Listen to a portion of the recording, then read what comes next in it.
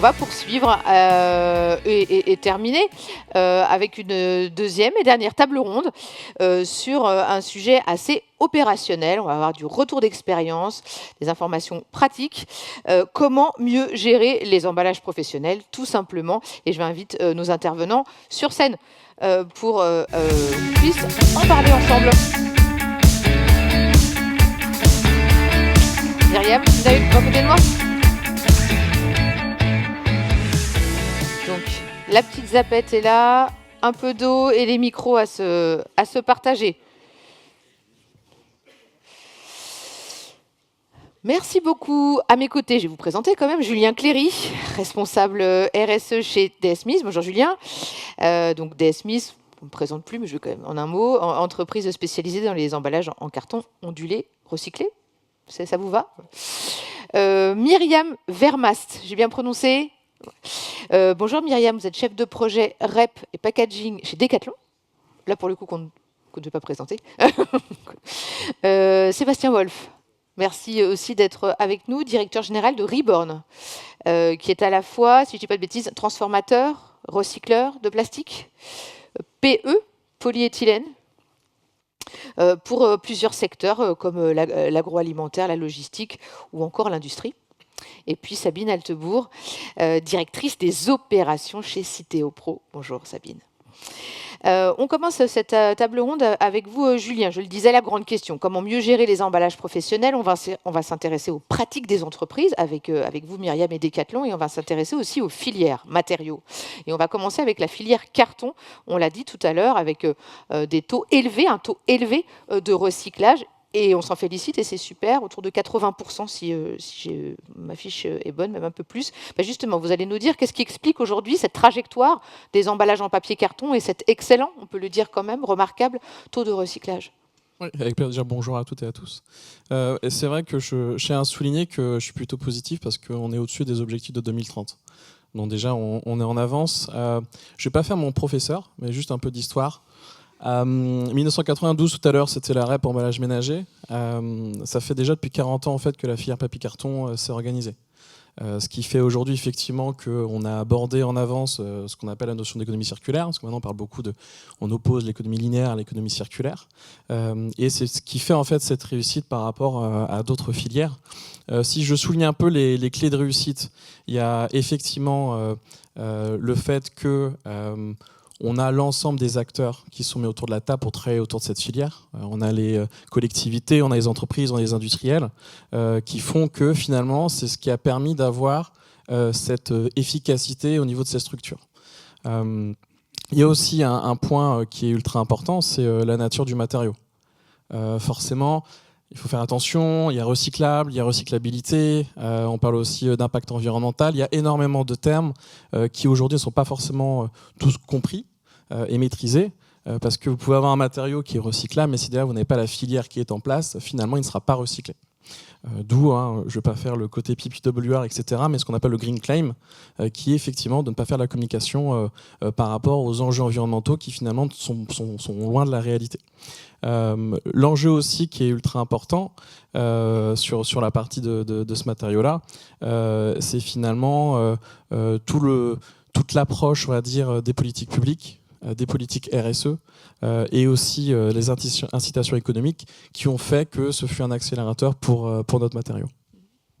Sébastien, sur les plastiques, évidemment, la filière est moins mature. Je ne sais pas si c'est le bon mot, mais en tout cas, voilà, doit être plus difficile aussi, plus complexe à structurer. Est-ce que vous pouvez nous faire un état des lieux, comme vient de nous le faire Julien sur le carton? Oui, effectivement, c'est une filière qui est assez complexe parce qu'il y a beaucoup de segments très différents. Donc, vous aurez des segments, par exemple, avec des matériaux complexes ou en contact alimentaire où le taux d'intégration de recyclé est très faible. Et vous avez également des segments comme le film polyéthylène, par exemple, sur les emballages de transport, où le taux d'intégration est déjà assez élevé. Après, le plastique est un matériau qui a été très décrié, mais qui est quand même adapté au recyclage dans le sens où il est résistant, il se transforme à basse température, et il y a un certain nombre de filières, je citais le polyéthylène, mais le PET également, qui est sur des taux à plus de 60% dans les emballages consommateurs. Donc il y a beaucoup de choses à faire. La filière a pris conscience du fait qu'il fallait évoluer très rapidement. Et d'ailleurs, c'est beaucoup les fabricants d'emballage qui prennent finalement le sujet en main parce que l'essentiel en fait, des capacités de recyclage dans notre domaine, qui est le domaine du film, sont détenues par des fabricants d'emballage qui prennent en charge directement ce sujet. On parlera aussi bien sûr de comment les points de progrès, ou en tout cas comment on peut analyser la trajectoire que va faire le plastique. Il va progresser. Mais intéressons-nous peut-être d'abord à Reborn. On le disait en introduction, transformateur et recycleur de plastique. Quelles sont les solutions que vous mettez à disposition de vos clients, de vos partenaires? Alors, nous, on a 5 usines en France. Sur nos 5 usines, 4 sont intégrées en recyclage et en collecte. Donc, en fait, on a la capacité on met des films plastiques sur le marché, mais on a aussi la capacité à aller les collecter, les récupérer, les recycler et ensuite les réintégrer à des taux assez élevés. Alors, on a 2 modèles. On a un modèle boucle fermée. On va vendre en fait des emballages films plastiques à nos clients et on va se charger d'aller les collecter, de les mettre alors avec un équipement qui est très important dans le dispositif, qui est la presse à balles. Donc, on va compacter en fait ces films, charger des camions à 18-20 tonnes et faire une livraison directe en fait, du point de génération de déchets jusqu'à notre usine de recyclage et ensuite organiser des boucles qui peuvent atteindre jusqu'à 8, 9, 10 fois à 100% avec ce type d'emballage. Donc ça, c'est le premier modèle, boucle fermée. Deuxième modèle qui est la boucle ouverte, où on va donc mettre des films sur le marché et on va récupérer en fait les emballages plus en aval, par exemple dans la grande distribution, voire même avec des collecteurs de déchets avec qui on a des accords. Là, ce n'est pas nécessairement les films que nous, on a mis sur le marché qu'on récupère. On récupère d'autres films mis sur le marché par des confrères. Et on essaie dans notre modèle en permanence d'équilibrer la quantité de films plastiques qu'on met sur le marché et la quantité de films plastiques qu'on collecte. Et sur l'intégration de recyclés, c'est un sujet qui a intéressé pas mal. Tout à l'heure, on en a parlé dans la salle, l'intégration de recyclés. Là aussi, où est-ce que vous vous situez dans les produits que vous fabriquez? Quel est le niveau d'intégration de recyclés? Est-ce que c'est quelque chose qui est une problématique que vous prenez en compte? J'imagine que oui. Alors, on est dans certaines applications très spécifiques, on est proche de 100%. Sur des films de palettisation, des gaines par exemple, rétractables, on est très proche de 100%, donc PCR et également PIR, mais également en PCR, donc un film qui a déjà été utilisé. Je ne parle pas des déchets de production de nos propres usines. On a d'autres applications, par exemple dans l'hygiène, on fait des sacs pour les couches ou pour le sopalin ou le papier toilette. On est sur des taux qui sont plus bas, on va être à 50-60%. Et puis on a des applications alimentaires où aujourd'hui c'est anecdotique. Mais on a sur un certain nombre de produits des taux qui sont très proches de 100%. Myriam, pour Decathlon, on imagine que vous êtes à l'affût des solutions justement qui sont à votre disposition pour faire progresser aussi vos emballages, pour suivre aussi la feuille de route, on le sait, qui est ambitieuse de Decathlon, on le sait sur le ménager, mais sur le pro aussi. Là, c'est le pro qui nous intéresse. Qu'est-ce que vous pouvez nous dire des grandes dispositions, des grandes mesures mises en place par Decathlon, peut-être tant d'ailleurs sur le plastique que le carton, et quelle est votre logique pour améliorer votre bilan environnemental? Alors chez Decathlon, nous sommes tous animés sur la réduction de notre impact environnemental et notamment sur l'indice carbone depuis 2019. Et donc chacun sur son terrain de jeu participe à décarboner l'entreprise. Et donc au packaging, on a vite identifié les plastiques à usage unique comme étant le plus gros contributeur carbone pour nos produits. Et donc on a travaillé depuis 2021 à les supprimer. On est à fin 2025, on sera à 70% de plastique à usage unique supprimé sur l'ensemble de nos emballages. Et pour faire ceci, on a eu différentes stratégies, soit complètement la supprimer, puisqu'en final, des fois, il y avait des emballages plastiques qui n'avaient pas tant d'utilité que ça lors des transports, et également des substitutions par du carton, qui a été souvent la solution de repli. Et on s'est donc retrouvé avec des gros gisements de carton en entrepôt et en magasin qu'on a voulu revaloriser. Et donc, on a travaillé des boucles fermées avec notre cartonnier, un certain DSMI, je ne sais pas si vous connaissez. Et donc, on a travaillé pour les revaloriser et jusqu'à calculer et minimiser l'impact du transport, puisqu'on a investi dans des presses à balles pour minimiser l'impact carbone du transport vers ces boucles retour chez notre cartonnier. Alors, juste peut-être pour repréciser, c'est qu'évidemment, toutes ces passer du plastique au carton, il y avait Sébastien qui est avec nous, tout ça ne se fait pas, enfin, on a des analyses de cycle de vie, il faut faire les choses extrêmement sérieusement. Il n'y a pas de règle absolue pour faire ces switches matériaux, tout doit être pensé, des bilans environnementaux robustes et globaux avant, j'imagine, et on le sait bien, de mettre en place ces switches. Peut-être on a parlé pas mal d'usage unique, peut-être sur le réemploi aussi, et notamment peut-être plutôt là avec le matériau plastique. Quels sont peut-être les projets ou les choses que vous avez pu mettre en place? Alors chez Decathlon, on utilise des caisses réemploi pour les transports, entrepôts, magasins depuis le début, je pense, de Decathlon. Je pense qu'il y a 3 générations de logos Decathlon sur nos caisses. Et ça nous a permis, au départ, de faire des gains économiques. On a toujours tendance à se dire, ou souvent tendance à se dire, de faire plus durable, ça coûte plus cher. Non, Decathlon, si on l'a fait à l'époque, c'était pour de l'économique. On ne parlait pas encore de réduction d'impact carbone pour notre entreprise. On travaille également pour remplacer des enveloppes e-commerce. C'est un projet qui a été financé en partie par Citeo, où on a décidé d'utiliser des enveloppes réemployables à base de textile. Et dans un premier temps, uniquement sur le click and collect, parce qu'encore une fois, ça nous permet plus facilement de récupérer les emballages que de l'envoyer directement chez les clients. Donc c'est une première phase, mais on continue à y travailler. Sabine, on voit bien les efforts des entreprises, les efforts des filières, qu'elles soient avancées ou moins, mais en progrès sur ces questions de circularité, durabilité. Qu'est-ce que tu peux nous dire aussi sur, dans ce contexte qui est en mutation, en tout cas en changement, le rôle de Citeo Pro, tant côté filière que côté aussi metteur en marché? Je pense qu'on a un sujet de décryptage, simplification, compréhension déjà des périmètres. Enfin, on voit bien d'ailleurs par les interventions qu'on a des cas de figure. On aura autant de cas de figure que de détenteurs et d'entreprises en France. Donc c'est 1,7 million de détenteurs concernés. Donc on va avoir un rôle d'expliquer le périmètre, mais aussi notre apport financier ou en projet. Donc beaucoup de pédagogie en essayant de parler simplement, ce qui n'est pas toujours évident quand on est assez technicien. Ensuite, il va falloir qu'on va avoir ce temps qu'on a d'ailleurs poussé lors de nos contributions auprès des pouvoirs publics d'observation, de ne pas se précipiter avec beaucoup de vérité en disant, comme tu viens de l'évoquer, le bon modèle, c'est de faire le switch matériaux carton plastique. Il va nous falloir ce temps d'observation, terrain, avec des données fiables, de quel emballage on parle, comment ils sont constitués, quel est le niveau de recyclabilité aujourd'hui, et surtout, quels sont les outils techniques. Parce qu'on l'a évoqué, le détenteur et le geste de tri va quand même être au centre de cette REP. Donc, comment on trie sur le terrain, et une fois qu'on a trié, comment on recycle quand on a des boucles directes du détenteur au régénérateur, ça fonctionne. Mais on a une bonne partie de l'économie française et des entreprises françaises qui sont des petits détenteurs, donc parfois des freins spécifiques à lever parce que les flux sont en mélange. Donc une fois qu'on a trié, sur quel centre de tri on va. Donc on a vraiment un pan très pédagogique et technique avec ce moment d'observation et de diagnostic partagé qui sera essentiel. Sébastien, sur la filière plastique, qu'est-ce que cette nouvelle REP offre comme perspective de progrès, parce qu'on l'a redit ici, ce n'est pas qu'une contrainte, c'est surtout une opportunité pour tous les acteurs de progresser, y compris les filières matériaux. Donc comment et sur quel domaine vous allez essayer de progresser, en tout cas quelle opportunité vous offre cette nouvelle réglementation? Alors à 2 niveaux. Alors, nous, on collecte en direct sur les gros gisements. Donc quand il y a plus de 30 tonnes par an, on appelle ça un gros gisement. 30 tonnes de film plastique par an, on va installer les presses à balles, on organise les boucles fermées, donc tout ce que j'expliquais tout à l'heure. Ça fonctionne très bien.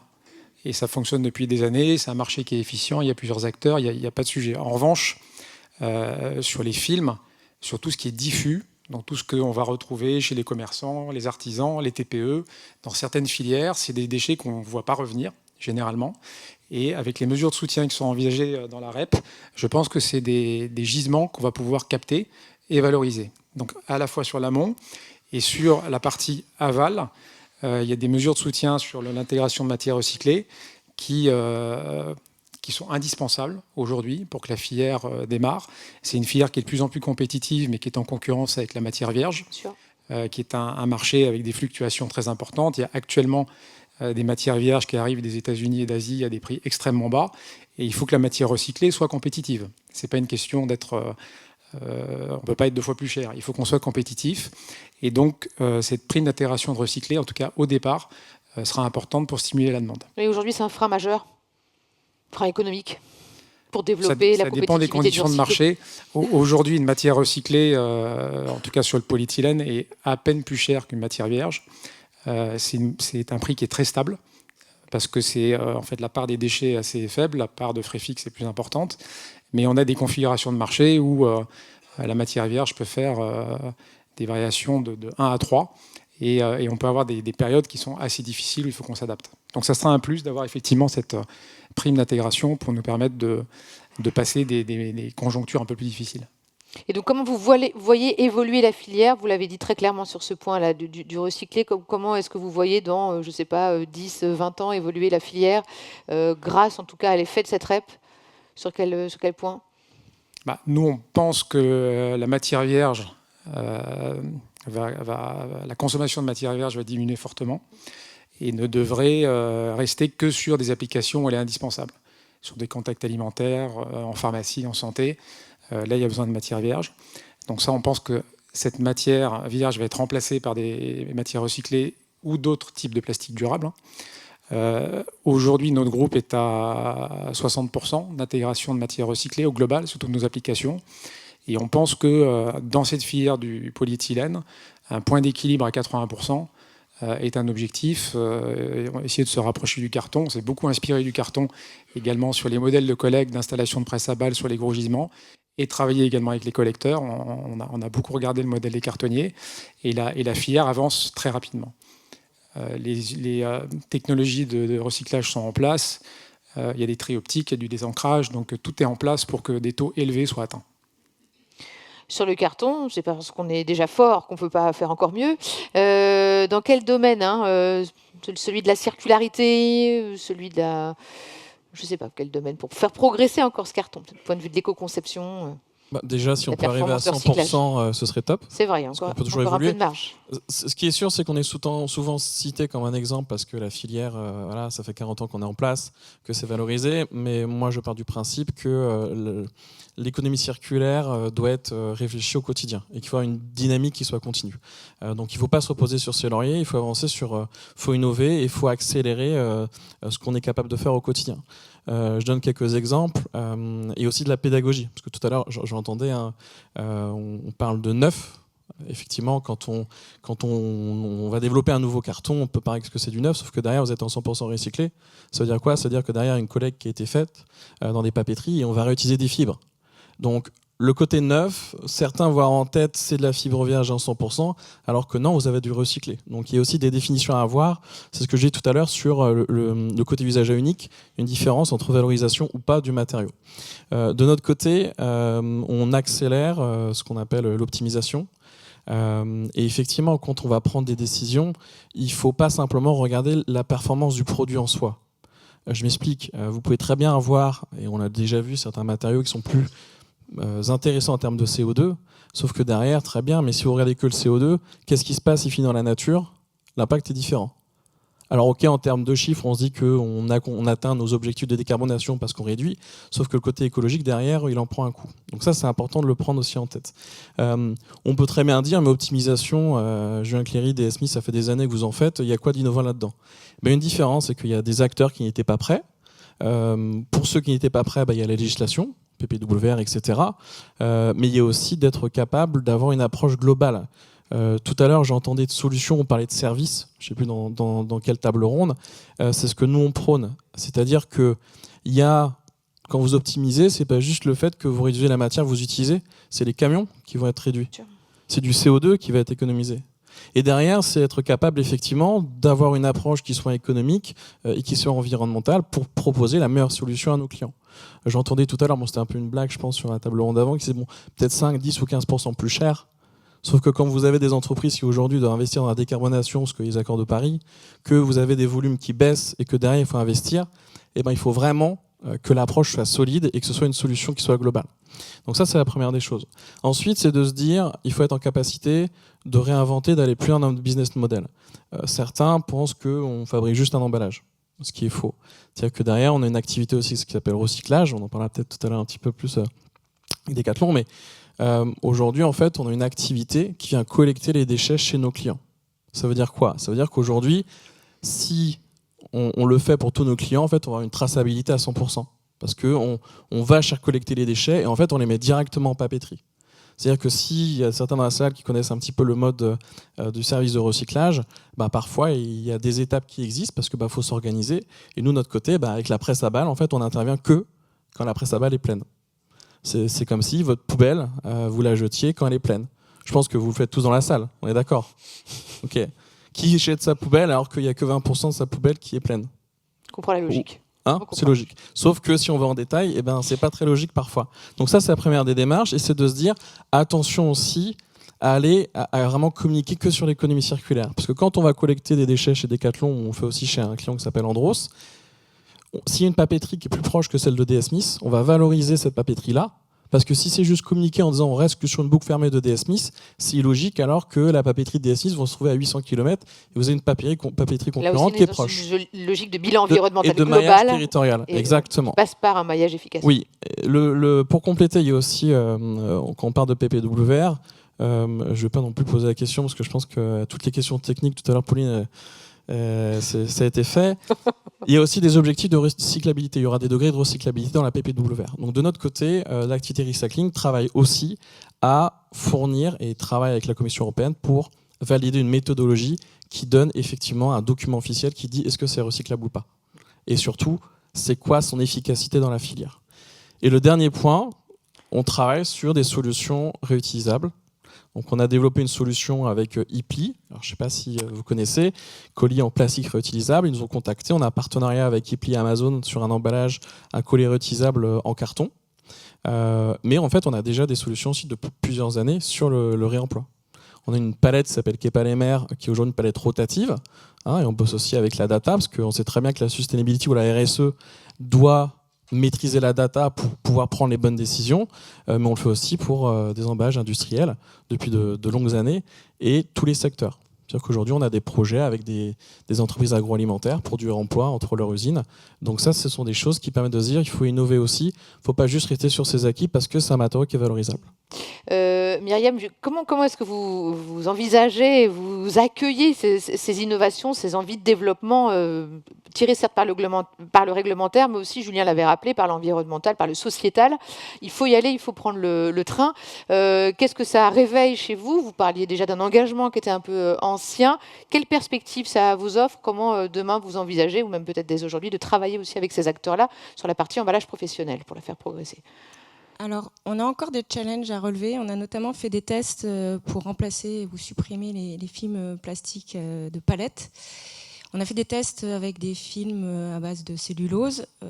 Au final, en impact environnemental, on n'était pas si intéressant que ça, puisque ça nous obligeait à faire plusieurs tours de la palette pour garder la même stabilité. Et nos palettes sont des fois sur des racks très très en hauteur, donc on ne voulait pas mettre en danger la sécurité de nos collaborateurs.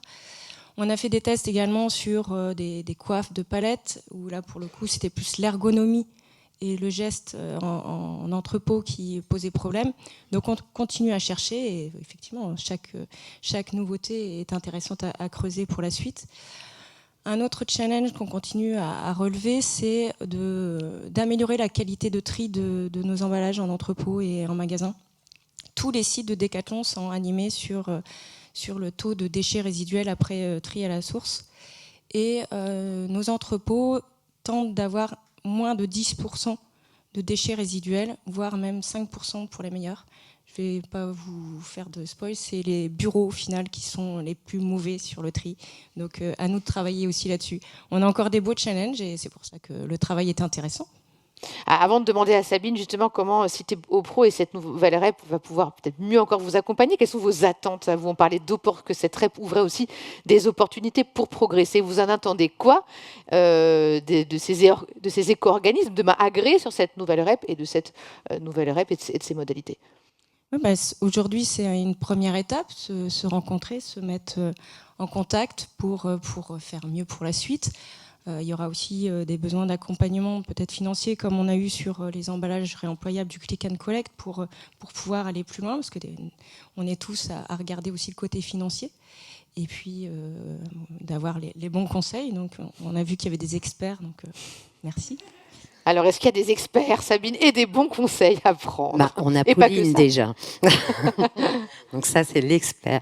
Non, mais je crois qu'en fait, Myriam, tu as très bien résumé le rôle, en toute humilité, qu'on va avoir, parce que, comme vous, on va aussi apprendre en marchant.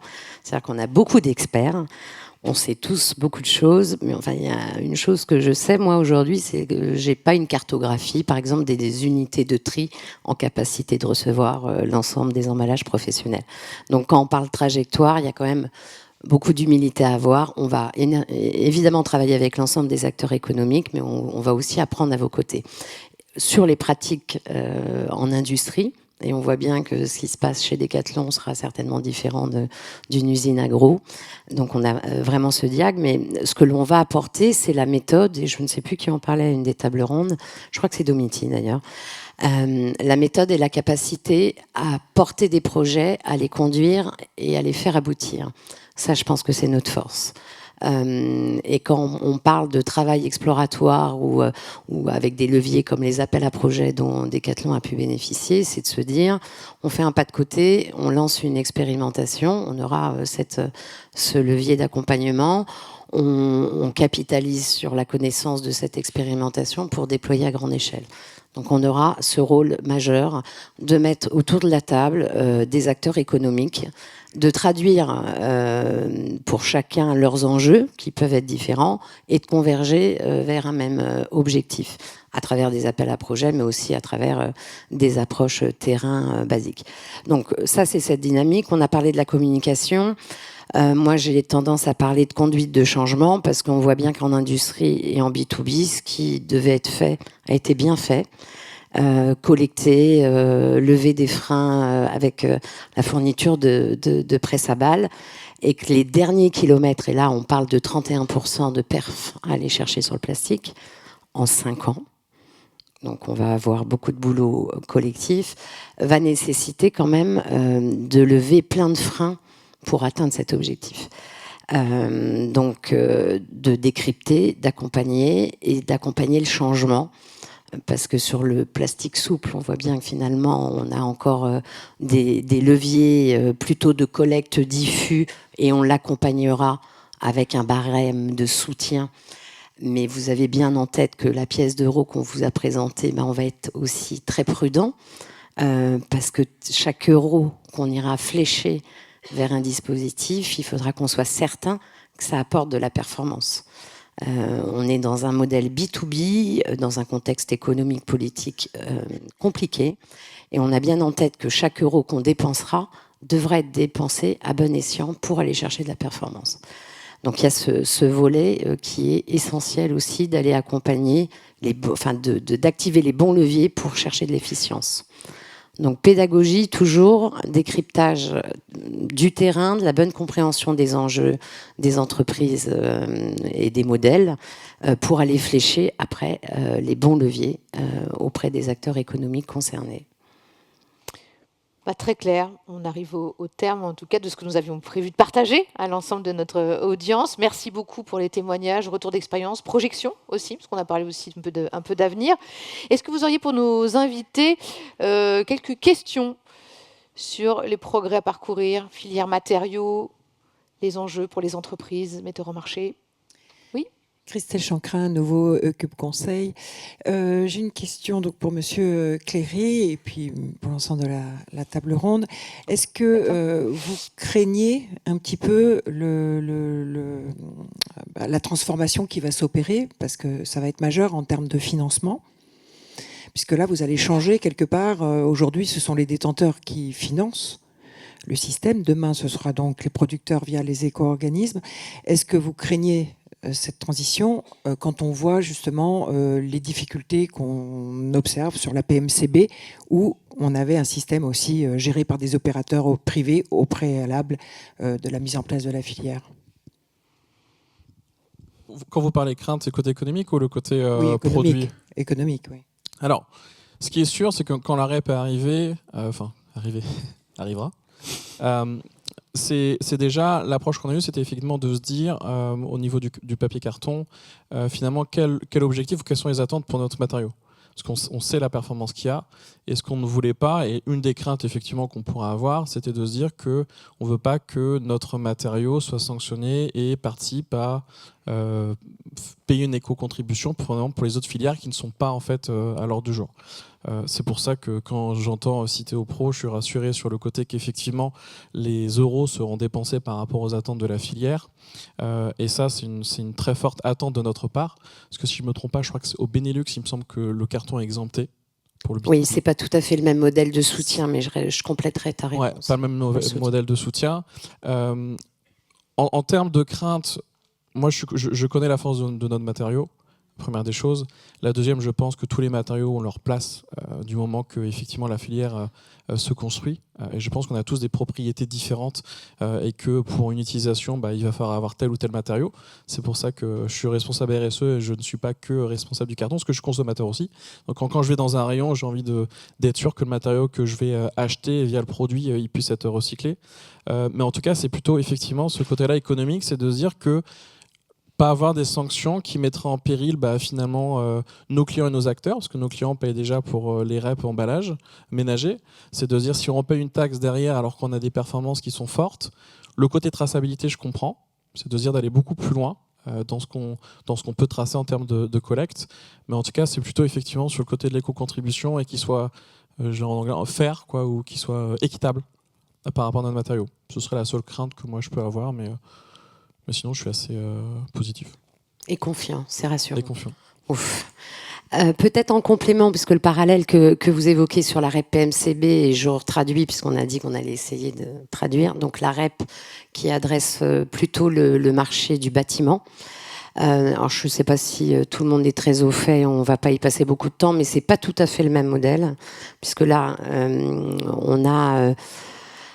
on ne sera pas en opérationnel, on n'est qu'en REP financier. Les éco-organismes sur ce marché-là ont en direct les marchés, sont titulaires des marchés de la négociation des prix. Donc on compare ce qui n'est pas tout à fait comparable. Ce qui est sûr, c'est qu'en tout cas cette REP a marqué les esprits de l'ensemble des acteurs économiques, aussi bien les opérateurs de collecte que les contributeurs et les metteurs, les clients et metteurs en marché. Donc on va aussi apprendre de ça. Mais le barème financier n'est pas tout à fait comparable. On va ceci dit s'attacher à être en lien directement avec les détenteurs, à ne pas se contenter seulement de payer les opérateurs de déchets, puisqu'on est aussi convaincu que le frein, il est soit sur la capacité du détenteur de l'industriel à investir sur une presse à balles, mais aussi à aller travailler le bon geste de tri pour avoir le gisement plastique le plus qualitatif afin qu'il soit recyclé. Donc attention à ne pas faire d'amalgame malgré tout sur cette nouvelle REP. En tout cas, on ne générera pas autant de traumatisme, je l'espère. Merci Sabine. Merci Julien. On continue à faire tourner le micro. Rebonjour, donc Emmanuel Buffet, Tereos. Dans la partie PPWR et recyclabilité, il y a une notion aussi de substances indésirables ou qui peuvent perturber le tri, la collecte, le recyclage, etc. Est-ce que c'est un point que vous avez identifié par rapport à l'incorporation de matières recyclées ? Dans la définition ou dans les normes qui vont arriver, c'est peut-être carton aussi. Ouais, sachant je pense que c'est carton. Sachant qu'il y a des... Alors c'est tout matériau, dans les oui, bien sûr, ça concerne... Ouais. Il y aura des ABC, là, comme ils disent, sur des taux, effectivement, les notes de recyclabilité. Ce qui est intéressant après, c'est qu'au fur et à mesure des années, ils vont être plus durs dans la note qu'ils vont vous donner par rapport, effectivement, à la performance du matériau au niveau des centres de tri. C'est ce que je disais un peu dans l'introduction, c'est qu'il y a le côté... On peut être la performance sur là peut être C, par exemple, mais derrière, une fois qu'en centre de tri, et pour faire la pub, il y a 2 jours sur TF1, c'était MyPlanet. Il montrait très bien la difficulté des centres de tri entre système manuel et système laser.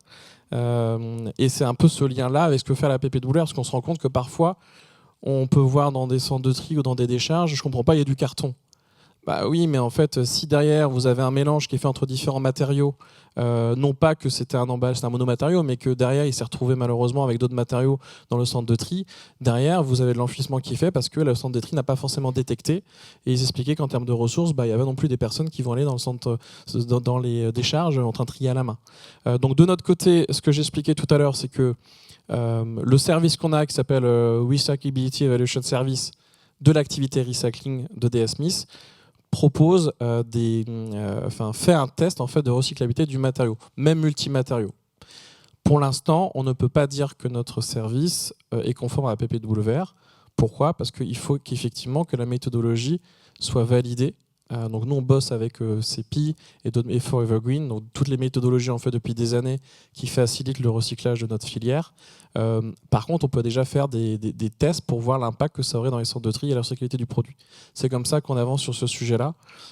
Après, j'ai pas la visibilité effectivement.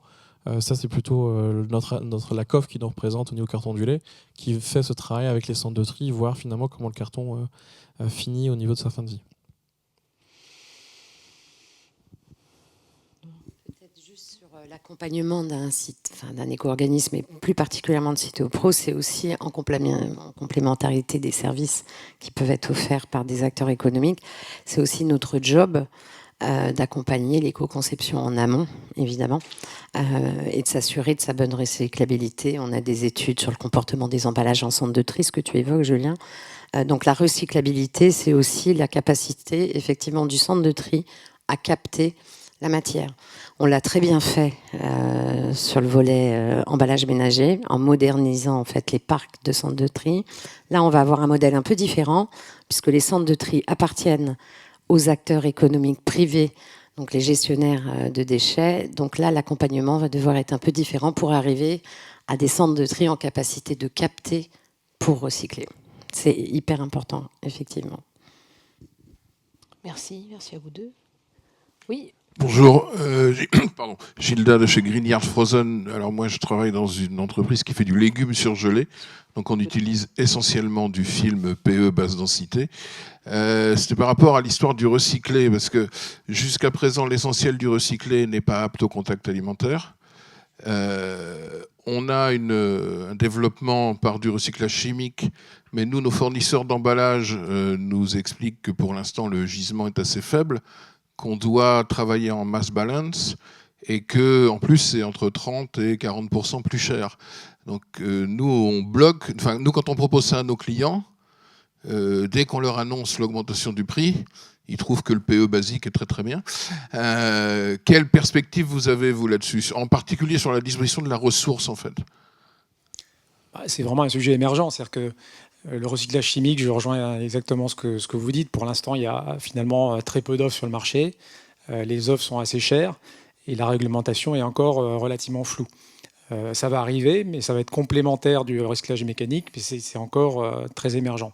Sur le recyclage mécanique, pour l'instant, dans le polyéthylène, il n'y a pas d'offres sur le marché. Les offres doivent arriver, je pense, d'ici 2-3 ans.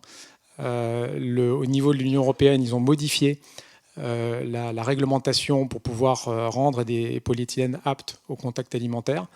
Ça s'appelle la nouvelle technologie. Et les fabricants de machines de recyclage ont des équipements de décontamination, de mise sous vide, qui vont permettre en recyclage mécanique, dès lors qu'on est en mesure d'assurer la traçabilité du gisement. C'est pour ça que je reviens sur la presse à balles, qui est un équipement important, parce que la traçabilité va être absolument fondamentale. Les équipements sont là, la réglementation est là, les gisements sont disponibles. Simplement, le temps d'homologation, on est plutôt sur 2-3 ans. Donc je ne pense pas qu'il y aura d'offres en mécanique avant 2028-2029. Et en revanche, les prix, parce qu'on est sur des technologies moins chères, devraient être beaucoup plus compétitifs que les prix qu'on vous propose actuellement. Bonjour. Noémie de Wilder de la société Style Outillage de Jardin. J'aurais une question pour Myriam de Decathlon suite à la mise en place de plusieurs solutions donc sur les enveloppes et les coiffes réemployables, sur la réaction aussi au sein des entrepôts et notamment des opérateurs logistiques sur la mise en place de ces solutions, puisque j'imagine que ça a des impacts sur les gestes métiers, les process, sur potentiellement la productivité. Donc comment ça a été accueilli aussi de mettre ça en place? Alors, je reviens au début de la présentation. Comme on est tous animés sur la réduction de l'impact environnemental, ça conditionne nos primes. Donc ça aide aussi, puisque la moitié de nos primes, il y a une partie sur l'économique et l'autre partie, à 50%, sur la réduction de l'impact CO2. Donc en faisant ce geste-là, oui, ça demande plus d'efforts. Après, si on a arrêté certains tests aussi, c'est parce que ça demandait trop d'efforts. On essaye quand même de faire ça intelligemment. Mais ils sont plutôt enthousiastes d'accompagner dans ce ces projets qui sont plus durables pour l'entreprise. Merci Myriam. Oui, on peut encore prendre dernière deux questions. Rebonjour, Vianney Brucois, toujours pour Kiavi. Une question probablement pour Sabine au sujet du modèle financier avec répercussion, qui a l'air d'être celui qui est retenu. C'est pour bien comprendre, évidemment, je ne vais pas partager de chiffres, mais si je prends le cas de Kiavi qui verse, disons, 100 à son prestataire actuel, que ce prestataire reçoit un soutien de 20, est-ce que ça veut dire qu'il va aller répercuter ce 20 et le défalquer de sa facture? Et à ce titre, est-ce que c'est obligatoire? Est-ce que c'est possible? Est-ce que ça va du coup occasionner une resignature des contrats? Alors, je commence par quoi? Le 100 et 20. Donc oui, à ça, l'obligation de faire une mention et d'une répercussion. Ça pose quelques sujets quand même comptables et fiscaux sur la TVA, en fait, que vous devez vivre sur les bordereaux de rachat quand ils vous rachètent la matière. Donc on est en train de voir avec les opérateurs comment ça va se traduire d'un point de vue opérationnel. Mais oui, obligation de répercuter le niveau des soutiens, ça c'était un de nos combats. Pour être tout à fait honnête, notre combat était surtout de verser directement aux détenteurs ce soutien. Donc on l'a gagné en partie puisque dès lors que le détenteur organise lui-même la collecte, donc ça sera très vrai sur les grands sites, là vous aurez le soutien en direct. C'est un premier combat de gagner. Donc ça, c'est plutôt une bonne nouvelle. Pour autant, il y a cette obligation, évidemment, de faire apparaître sur vos factures et on y veillera parce que c'est quand même la clé de voûte d'un modèle qui ne sera pas inflationniste. Le but étant d'avoir un coût maîtrisé et raisonné et d'aller chercher de la performance, on le rappelle. Donc, une déduction sur facture avec un modèle qui est quand même en train d'être réfléchi pour coller au contexte financier. Avec le modèle différent pour les gros détenteurs. La renégociation des contrats, là je laisserai les opérateurs se positionner. J'ai bien un avis mais qui me regarde et dont on pourra parler. Mais je pense qu'il y a des moments clés dans la vie d'une entreprise et qu'il faut faire aussi une opportunité de ce moment clé qui est la mise en place de la REP emballage professionnel. Merci. On a le temps pour une dernière question avant de se quitter. Oui. Bonjour, Mélissa Venet, Coca-Cola. Je suis intéressée par l'expérimentation de Decathlon sur les emballages de transport. Vous avez mentionné les coiffes et aussi l'emballage, le shrink film, j'imagine. Est-ce que vous pouvez nous en dire plus sur ce que vous avez essayé et pourquoi finalement vous avez reculé? Et sur d'autres exemples où des choses que vous avez entrepris ont fonctionné et vous avez switché? Alors par exemple pour le film à base de cellulose, je l'ai expliqué, donc l'impact environnemental, au final ça nous demandait de faire 2 tours de plus qu'un film plastique et donc c'était pas plus avantageux au niveau environnemental. Il y avait aussi la perte d'efficience et des problèmes d'automatisation. Pour l'instant, les films plastiques sont automatisés. Là, on n'arrivait pas à automatiser. Donc, c'est ça qui nous a fait un peu reculer sur ce type de piste. Ensuite, la coiffe, là, vraiment ergonomie. On a des palettes qui sont à plus de 2 mètres. Et donc, du coup, de devoir poser une palette au-dessus, au niveau ergonomique, c'était trop dangereux. Et on voulait garder la sécurité pour nos collaborateurs. On continue à tester, on est des curieux, on aime bien, donc on continue à creuser plein de pistes, on finira par trouver, on vous les partagera. Pardonnez-moi. Ça, ma voix est revenue. Y a-t-il une dernière...